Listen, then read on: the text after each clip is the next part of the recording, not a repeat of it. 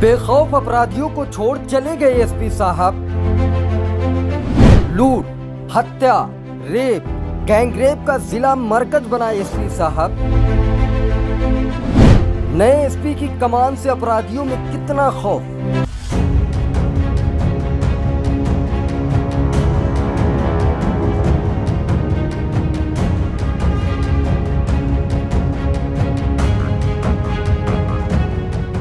मत पूछिए संत कबीर नगर का हाल और ना ही पूछिए यहाँ की कानून व्यवस्था के बारे में। प्रतिदिन घटित हो रही घटनाओं की लीपापोती ने राम राज्य की कल्पना करने वाली उत्तर प्रदेश की योगी सरकार के सारे मंसूबों पर कसम से पानी फेर दिया है।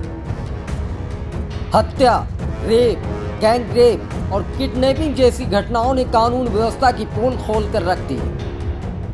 बेखौफ बदमाश लचर संत कबीर नगर की कानून व्यवस्था की शुरुआत किस थाने से करें माय लॉर्ड, तय करना बड़ा मुश्किल हो गया है।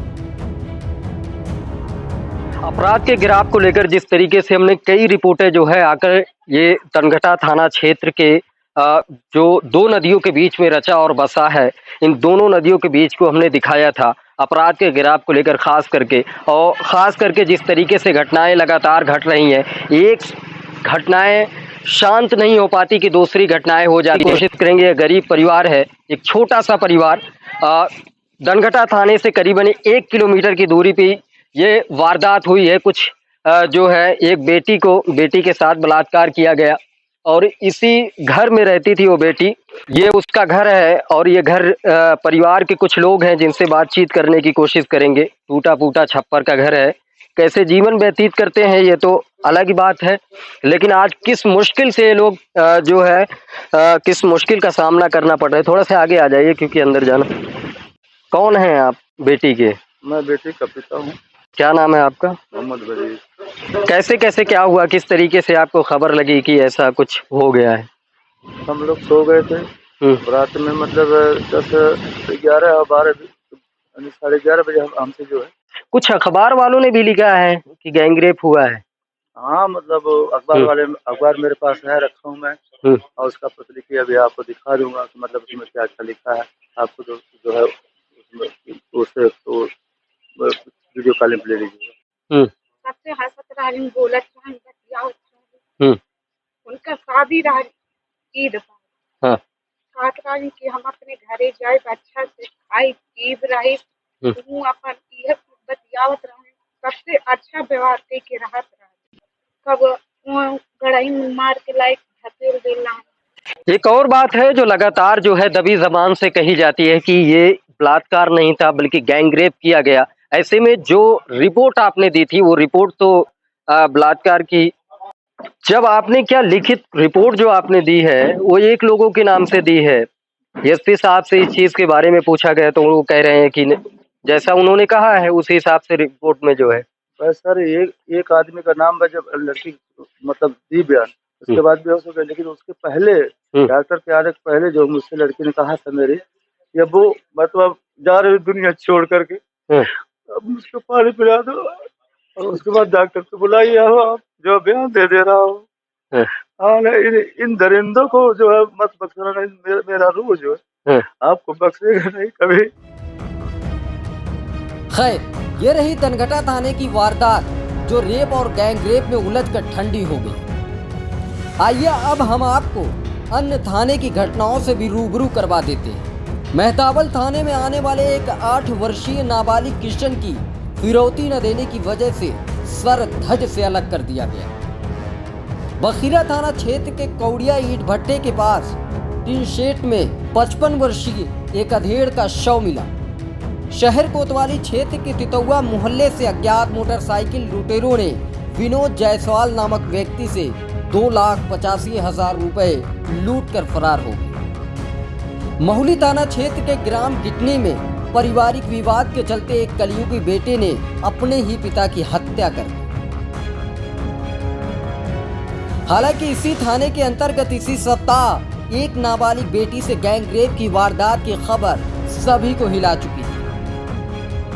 और तो और इसी थाने क्षेत्र में एक दुष्कर्म पीड़िता न्याय पाने के लिए आरोपी के घर एक सप्ताह से धरने पर बैठी न्याय की गुहार लगा रही है।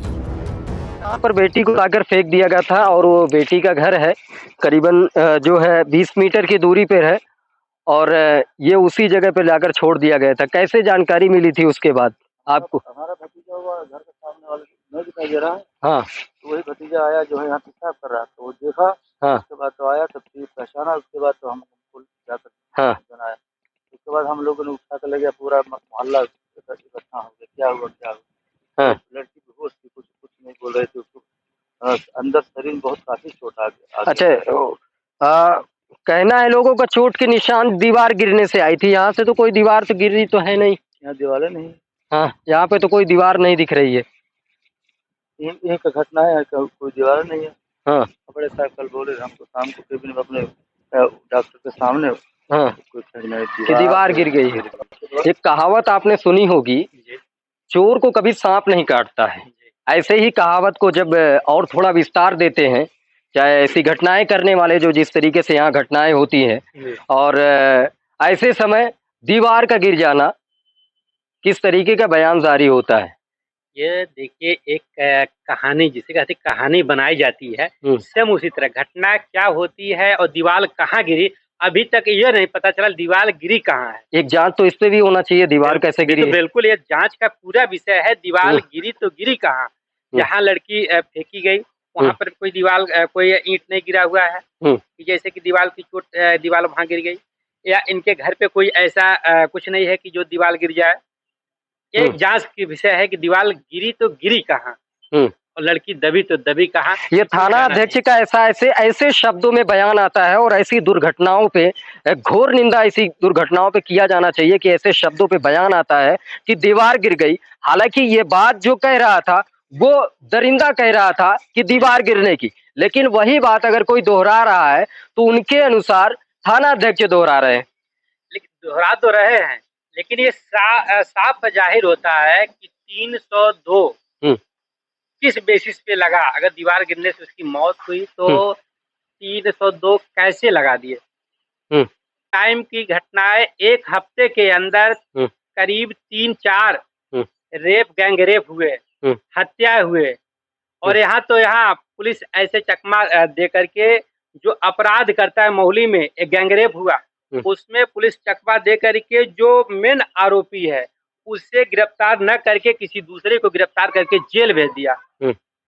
लगातार जब हम लोग इस जिले को कवरेज कर रहे थे तो इसी दौरान जब लोगों को पता चला कि हमारी टीम इस जिले पे आई हुई है कवरेज करने के लिए, तो लगातार हमारे पास ऐसे भी फोन आ रहे हैं जो ये कह रहे हैं कि निर्दोष को भी कटघरे में ले जाकर खड़ा कर दिया गया। खैर, हम वो भी जानने की कोशिश करेंगे और उन निर्देशों के पास तक जाने की कोशिश करेंगे, उनके परिवार वालों से भी मिलेंगे कि उनका व्यवहार कैसा था, क्या वाकई में वो लोग ऐसे गलत काम को अंजाम दिए हैं या नहीं दिए हैं, और पुलिस की वो रवैया को भी समझने की कोशिश करेंगे कि किस तरीके से फंसाने की कोशिश की गई है। बिल्कुल, यह एक जांच का विषय है, और जो एक कहानी बना करके लोग निर्दोष को जेल भेज देते हैं, यह काफी लोकतंत्र की हत्या है। खैर, कानून व्यवस्था को लेकर संत कबीर नगर में जिस तरीके से वारदातें घट रही है लगातार, चाहे बच्चे की हत्या की बात हो या दनघटा थाने में इस तरीके की दुष्कर्म की बात हो या मोहली थाने में दुष्कर्म की बात हो, कोई ऐसा थाना नहीं है जहां पे कोई ना कोई घटनाएं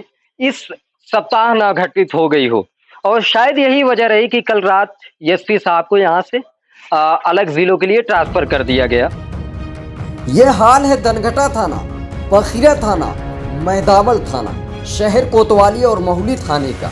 वहीं बिलहर और धर्म सिन्हा और दुधारा थाना भी हमेशा लूट और हत्या की सुर्खियां अपने नाम करता रहा है। वो अगली रिपोर्ट में हम दिखा देंगे। अब सवाल ये उठता है कि उत्तर प्रदेश में इतनी सख्त सरकार होने के बावजूद इतनी घटनाएं आखिर क्यों हो रही है, वो भी योगी के गढ़ कहे जाने वाले गोरखपुर से 30 किलोमीटर की दूरी पर। हत्या, लूट, बलात्कार की घटनाओं के पीछे संत कबीर नगर के कवरेज के दौरान हमें जो समझ में आया वो ये है, उत्तर प्रदेश की योगी सरकार कितना भी पुलिसिया सिस्टम को हाईटेक करने का क्यों न दावा कर ले, लेकिन चौकी थाने पर बैठे प्रभारियों की नीयत में कानून व्यवस्था में सुधार करना नहीं है, बल्कि होने वाली घटनाओं को अपने स्वार्थ के लिए अवसर में बदल देना। ये काम चौकी थाने पर बैठे प्रभारियों से कोई सीखे। ना यकीन हो तो एसपी साहब मोहली और दनघटा थाने में होने वाले बलात्कार की घटनाओं की जांच करा लीजिए। जो आम आदमी के दबी जबान से खुलकर सामने नहीं आ पा रही है। यही वजह है एसपी के फेरबदल के बाद भी घटनाएं थमने का नाम नहीं ले रही है, क्योंकि कानून का खौफ अपराधियों से निकल गया है। खबर आप तक के लिए शोएब गाजी की रिपोर्ट।